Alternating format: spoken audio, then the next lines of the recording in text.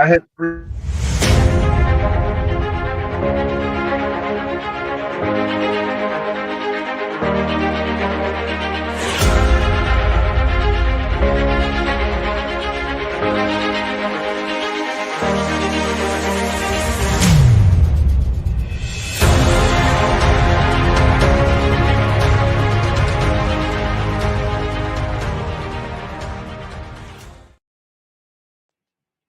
Hey, I want to thank everybody for tuning to a special edition of Steelers Pre-Snap. We're going to review the Steelers versus Browns game, a debacle, a terrible loss.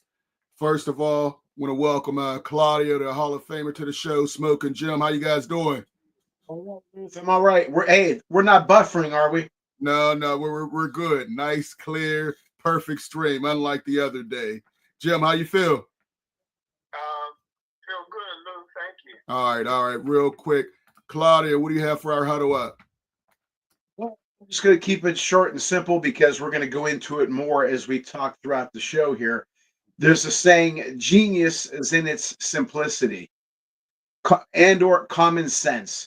Common sense, play calling, choosing a team, life, everything in life, common sense. And we'll go into that a little more thoroughly as we go into the program. All right. Smokin Jim, what you got for us? The better team won. Cleveland was the better team. On both sides of the ball, Pittsburgh and Cleveland is very, very compatible talent-wise. I thought the weather affected the Steelers a little bit more than they did the Cleveland Browns. And I just thought that Myles Garrett proved that maybe he is the best, lineman and maybe defensive player in all of football. Okay. All right, mine is short and sweet as well.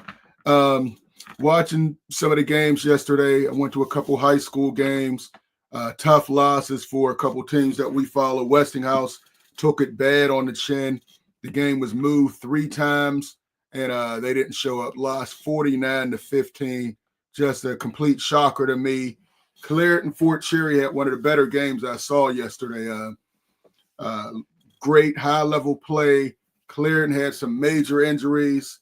We're winning 20-14 with about 4 minutes left, and Matt Sag led them on a drive threw a touchdown on a 4th down to win it. And again, it came down to special teams.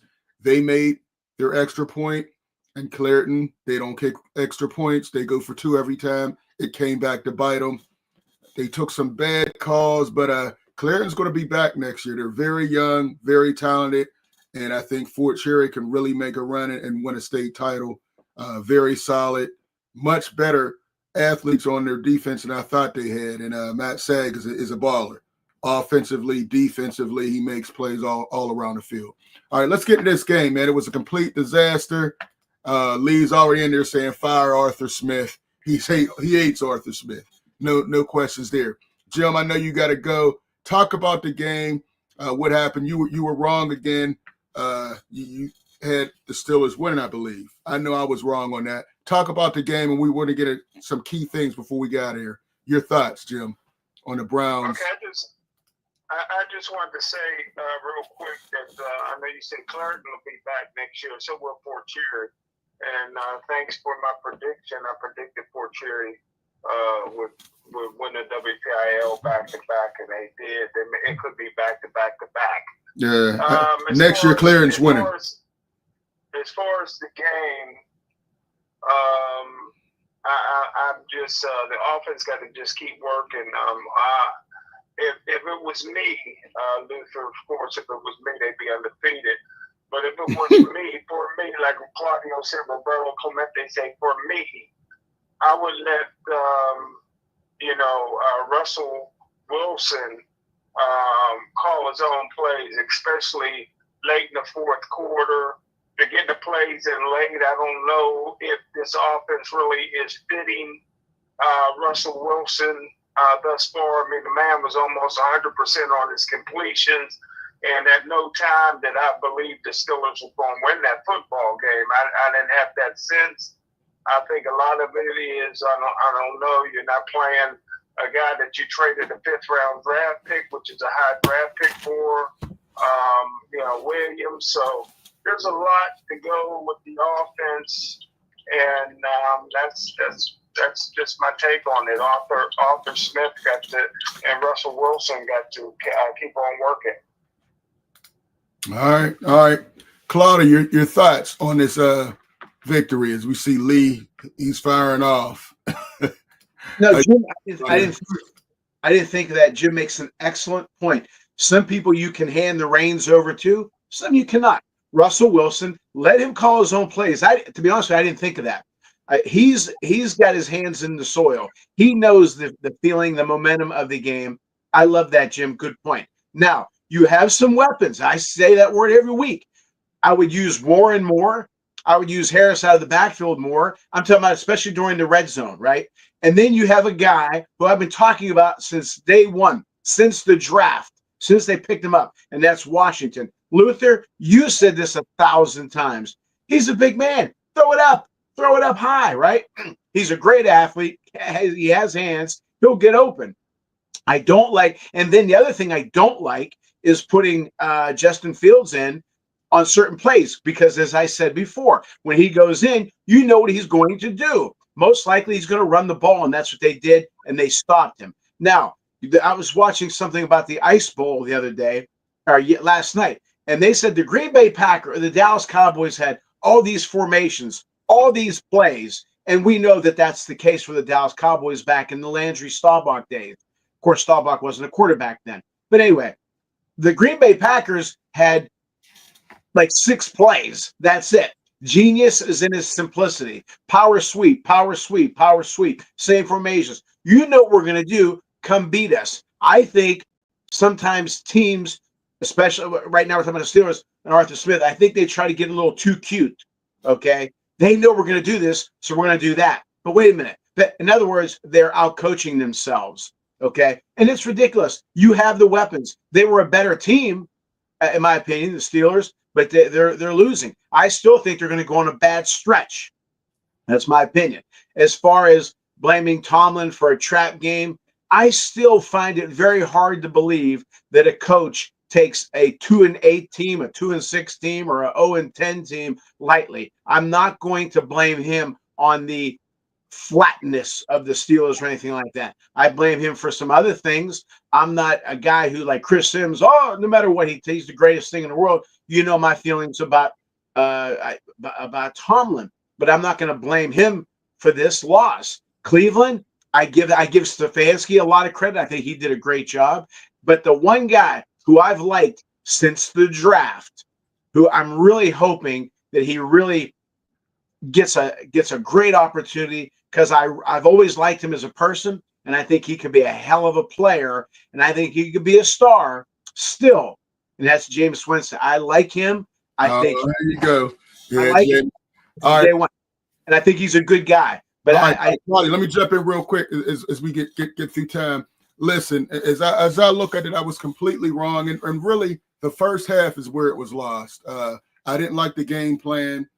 Single covering Myles Garrett. And Jim, again, you have to be exposed again. What happened to your boy Open Door Moore? Myles Garrett destroyed him. He had a MVP first half. He might have won the defensive MVP that year. I told you, Myles Garrett is just an average guy. And Open Door Moore is just an average guy. Myles Garrett embarrassed him, just like he does a lot of teams. You talk about make him a Pro Bowler. He's this, he's that. No, he's not. He's an average guy. Myles Garrett proved he was the most destructive defensive force in that first half. They only scored 3 points. Second half, they finally made some adjustments, started chipping them, which they should have done in the first place. They were like you and thought Dan Moore could hold up one-on-one, and that's not the case. Give that man some help. As far as the offense, it's so predictable. First down, it's a run. Second down, it's a run. Then you're in a third and long. That's not a good offense. You got to mix it up. I don't think they're doing that enough. As far as weapons, they have some weapons. I'd like to see them use Mike Williams more. But yes. George Pickens is one guy I want to talk to you guys about.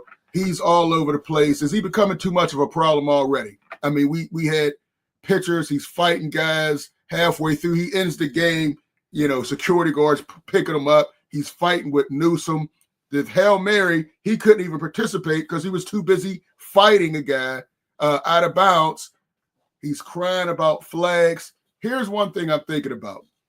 I can't imagine the practices with George Pickens and Joey Porter. They're both very handsy. So in the game, Joey Porter's getting personal fouls and George Pickens is not getting calls because he's fighting with the defensive backfield.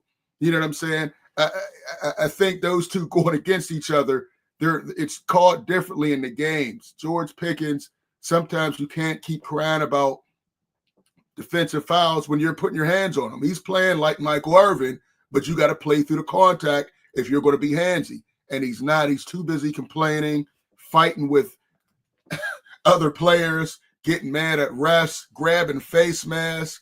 It's just getting tired already, man. It's a lot of AB behavior with no AB results. Jim, your thoughts real quick on GP or anything else as we, get ready to put a button on this. Well, as we put a button on it, throughout his career, Dan Moore has done very, very well against Myles Garrett. And when you got two Pro Bowlers, what have you done for me lately? When you got two Pro Bowlers going at it, somebody's going to win. I think the greatest cornerback, and Claudio may be able to back me up on this, is Mel Blount. I watched Mel Blount get burnt for 3 touchdowns by Paul Warfield of the Miami Dolphins in the first half in his prime. And Mel Blount went on to dominate everybody throughout the rest of his career until he went to Green Bay and James Lofton burned him for 3 touchdowns in the first half. So you can't, sometimes a great Hall of Famer like Myles Garrett, a future Hall of Famer, is going to have a great day. Dan Moore's done very well against him throughout his career. With help. Everybody has said that. Well, he's done well. You don't get coaches film. You're not breaking down coaches film. All you're doing is looking at it on the TV. We saw that he cannot block Myles Garrett. Myles Garrett destroyed the offense, and he talked about it at the end of the game. And do not put Open Door Moore and Mel Blount in the same situation.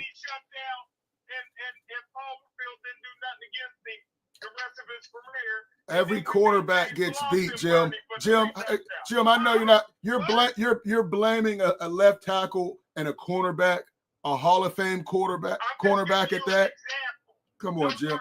Well, give me a tackle. Give me a tackle example. Don't give me a cornerback. There's no comparison. That's compared apples and oranges. No, you're trying to make the excuse that Dan Moore is a legitimate tackle. He's not a Pro Bowler. Jim, he's not. What Pro Bowl did Dan Moore ever make? None. Come on. He's making it this year. No, he's not. He's not. Jim, he's not making it this year. We're not. See, again, moving the goalpost. You said he's a Pro Bowl. You said he's a Pro Bowl tackle. He's not. No, you said he's a Pro Bowl tackle. He's not. He's never been one. He's not going to be one this year, and he's never going to be one his whole career. That's it. That's the fact. Open Door Moore, just accept it.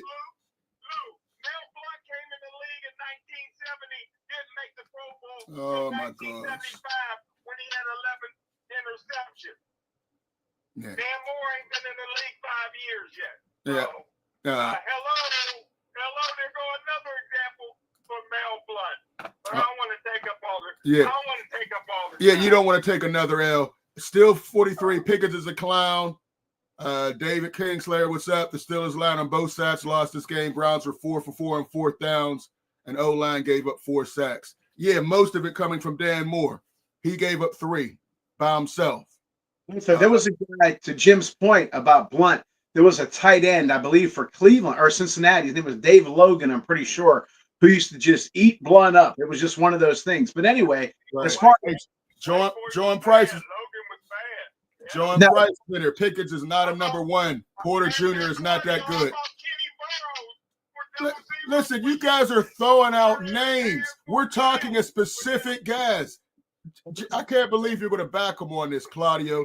Dan Moore is not a great left tackle. He's an average guy. This is why they keep drafting tackles to take his position. They see him in practice every day. He's average. Jim tries to keep forcing and crowbar him into the Pro Bowl. He's not that. He's an average tackle. Yeah, it's available. Right. You're right. But What's going on? Yep. But let me say this about Pickens. We've all had them as coaches. We've all had players that kind of get out of the lane, and it's up to the coach to do whatever he can to straighten that young man out. I don't know. I'm not in the offices. I'm not there at the stadium. I don't know what Tomlin's doing. Okay, but whatever it is, it isn't working. This has been a problem for him his whole career. If you go back to Georgia, there's film of him fighting guys. If you go back to his high school, there's a reason he fell to the second round, and it wasn't just because of a torn ACL. It's because of his attitude. You know, there's some just can't. Isaiah Thomas, the great NBA legend. I watched an interview with him yesterday. It was a business interview, but he was talking the same thing about athletes. And I always say from the neck up, heart up. But in this case, Isaiah was right. He said some athletes are great from the neck down. I want the players who are good from the neck up, thinkers and with good attitudes, right? George Pickens is a stud and a half. Somebody's going to have to try to get through him and to him and tell him, look, this is where you're headed. And this is where you could go, but this is where you're headed. And you have to sit him point blank. Now, I don't know if Tomlin has disciplined him. I don't think he has. I don't know if he's had a heart-to-heart to him. Maybe he has. Inviting him over for he's rewarding him after mistakes. You hear, see, Claudio, you hear certain things. You don't know the whole story. None of us do unless you're in the locker room. Listen, some guys are just like this, as you know. Some guys are just head cases. You know, the fact that we weren't Jim had to leave already. It's 8:15. Of course, he got to go to his church, a casino. Vermeil tried very hard with Lawrence Phillips, and unfortunately, you're right, Luther. You're right, but they knew, like the great Denny Green once said, you know, they were who we thought they were. He's a great talent, and he's nowhere even near what he can be. But he's going to have to look in the mirror. But somebody's going to put him in front of the mirror. All right, let's get Jim's last thoughts on this. I know he has to run. Steelers D blow another lead, Jim. What are your thoughts on the Steelers D? I mean, again, they had the lead. Every game that they've lost, they had a chance to close it out, and they didn't. Against the Colts, against the Cowboys, and now against the Browns. Two very bad teams. Your thoughts, real quick. I know you got to run. Yeah, I thought the Steelers defense played exceptionally well. I thought that, hey, look. Well, you know, this is they let the slowest black quarterback in the league run a 5-yard touchdown on 4th and goal. You know, he's slower than Byron Leftwich, and he went in there and hurdled over a couple defensive backs. I mean, they did not play well. I could have sworn you asked my opinion on it. Okay. Go ahead, Jim. It must have been a rhetorical question. Cleveland made the playoffs last year. That's a talented team. I thought that the running back kept them honest. I thought the quarterback was a Heisman Trophy winner. Don't forget, there's only 8 players in the history of the National Football League, Claudio and Luther, that ever thrown for 5,000 yards in a season. And Jameis Winston is one of them. He throws a beautiful pass. Is that the season he also threw for 30 touchdowns or 30 interceptions, the first one ever? I think that was the same. 33 touchdowns. And 30 interceptions. But it used to be back in our day, if you threw more touchdown passes than interceptions, it was a good season. Okay. So I just thought that this was a guy. I thought that the kid from Alabama, Judy, I thought he played. Jared Judy was cooking every corner back on that field. Joey Porter was getting beat. Jackson was getting beat. And I like their patterns. I don't know what the Steelers were running. When the game was on the line. Here's a couple things I didn't like. Third and 7. Let me just say this, Lou, real quick. It's just seems like every time the Steelers lose, you say the Russians are coming. The Russians are coming. It ain't the end of the world, Lou. I didn't say it was the end of the world, but this is a horrible loss. You had a chance to possibly get home field or be the number 2 seed, and you lose to a team that's going nowhere. You knew Myles Garrett was going to come in and try to prove that he's the best player on the field, and you leave open door Moore on a one-on-one in the first half. He completely destroyed the first half. You scored 3 points. That was a failure on Arthur Smith, Mike Tomlin to do that because you couldn't get anything going, and the weather was good there. You know, they made the adjustment in the second half. They finally started putting up some points. It shouldn't have taken that long. Here's my opinion. Open door Moore. We don't need him no more. That's the quote you need to be saying. That's what I'm saying the rest of the year. Get him out of here. We drafted 2 young tackles. It's time for those guys to come on and take part. But it was horrible. And your guy, TJ Watt, did not show up. I felt like he was playing not to get hurt. Myles Garrett was playing to show the world that he's the greatest defensive player on earth, and he went on to say it in the game. He did a lot of commercials. Yeah. He's doing commercials, but he hasn't been blowing up the offense. Offense is like he was earlier in the year, and this is when we need him against this crazy stretch that we're on. Hey, real quick, Jim, I want to get you to answer this question as we get out of here. Steelers offense. You said the offense can do better. What is it, in your opinion, they need to do? Well, let me just say this real quick. Andre Waters for the Philadelphia Eagles used to get in offensive linemen's faces all the time. And Mike Golick used to say, hey, don't do that because you're ticking them off. You're making them play above their head. TJ Watt should have apologized to Myles Garrett. Only thing he did was turn him into Superman when he disrespected Myles Garrett by walking out of the defensive MVP. But in terms of what can the offense do better, they got to continue to work, man.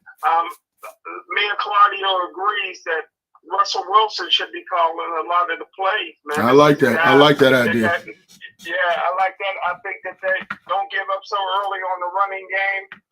Sometimes set up the pass, open it up for the run. I thought on first and second down, a lot of times they should have been passing the football to open up the opportunities to run. Sometimes you run to set up the pass. Sometimes you pass to set up the run. And I like to see more under the center so that you can do play action fakes more. Right.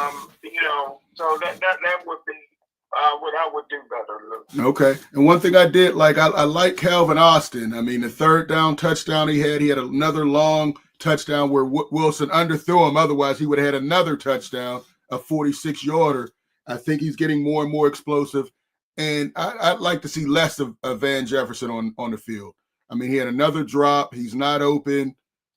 Why don't we get Mike Williams if we're not going to use him? We have to use him more. Hey, Claudio, let's do a couple picks before we get out of here. 49ers versus Packers. Who do you have? 49ers.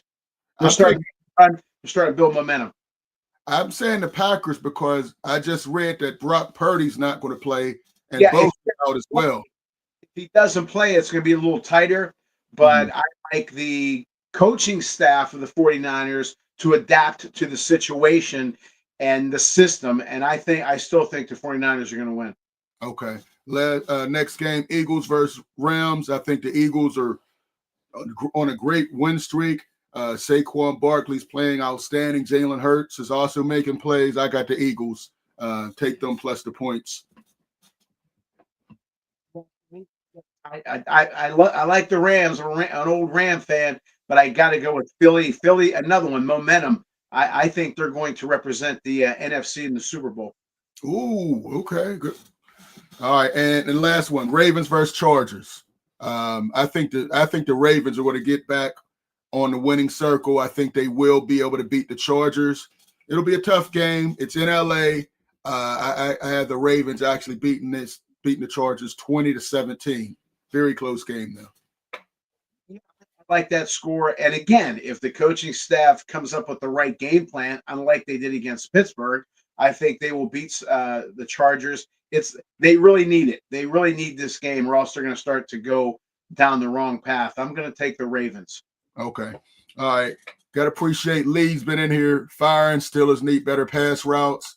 John Price, Miles Garrett is a great defensive player. Definitely agree. And still 43, appreciate you. Red zone got to be better. Yeah, the red zone offense, I don't understand it.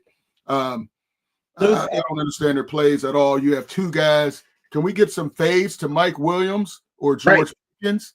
You know, I don't know what they're doing. You know, I like the play that they ran with Pat Freiermuth, you know, where they kind of do a rub and he flares off to the side. That's pretty good. But most of the patterns, I'm not understanding. Lee says Art Smith needs to revamp his playbook. I agree. Any last thoughts, Claudio? Yeah, Arthur Smith, when he came here, everybody, oh, he's a great. He's not that much different than Matt Canada. He has more tools than Matt Canada. He's much better, but I don't think he's great. He's much better than me. What I would do, I like Mike Williams in there more, and I keep saying the same damn thing about Washington. But you have the weapons, use them. I would personally, and I didn't think about it. I like what Jim said.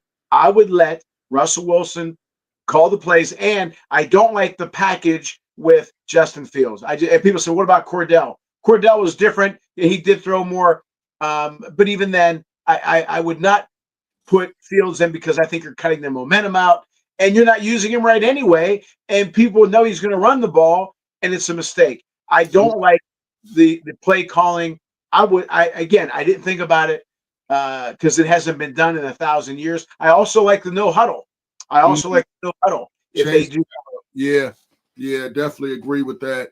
I do like Justin Fields getting in there. I'd like to see him use more in the red zone because if the play's not there, he can always run it in. He does give you a little more versatility. I did not like the third and 4, and you have him throwing a long pass to George Pickens when he hasn't thrown a pass all game. That made no sense to me, and that was a key reason why they lost. 3rd and 4, no reason to throw a 40-yard bomb. Luther, real quick, everybody tries to make the comparison with Cordell Stewart, but don't forget, Cordell Stewart also lined up in different positions. He just didn't go behind the center, right? So Fields is just behind the center, and you pretty much know what he's going to do. Even though he's not a bad passer, Cordell Stewart lined up the wide receiver in the backfield, behind the center, everywhere. So he was the true definition of slash. Fields, they pretty much know he's going to run the ball, and they sat on him, and they had him for a loss. But I think that the play calling game plan has to be better. I think Watt, who everybody goes crazy over, is a splash guy. He needs to be more consistent. Okay, but I don't think it's the end of the world. The Steelers, they still are pretty good position. But I think now is when you start fixing things before it gets too late. I agree. As we close, I think they need to open up the playbook a little more. There's a tough stretch with the Eagles, the Ravens, and the Chiefs, all within 10 days. The schedule really ramps up. They have 8 wins, so that they have to really try to squeeze out some tough wins. But I think they can, and I think we're still in good position. They have to tighten up some stuff. The Bengals game is going to be very huge. The defense is going to have to step up. Bengals are on the bye, so they're coming up with some different ways to go after the Steelers defense. Bengals, another bad defense. The Steelers really should be able to open it up on them. I believe it's going to be a shootout. So we'll see. Claudio, I appreciate you for staying the whole time. Thanks, Daddy Kingslayer, talking about how a kid who's good at Madden, they can call plays, see the field, and time manage better than Art Smith. Wow. Hey, I want to thank everybody. Still 43 was in here. Lee, John Price, Jason Thomas, Terry French as usual. We'll check you out next time. Peace.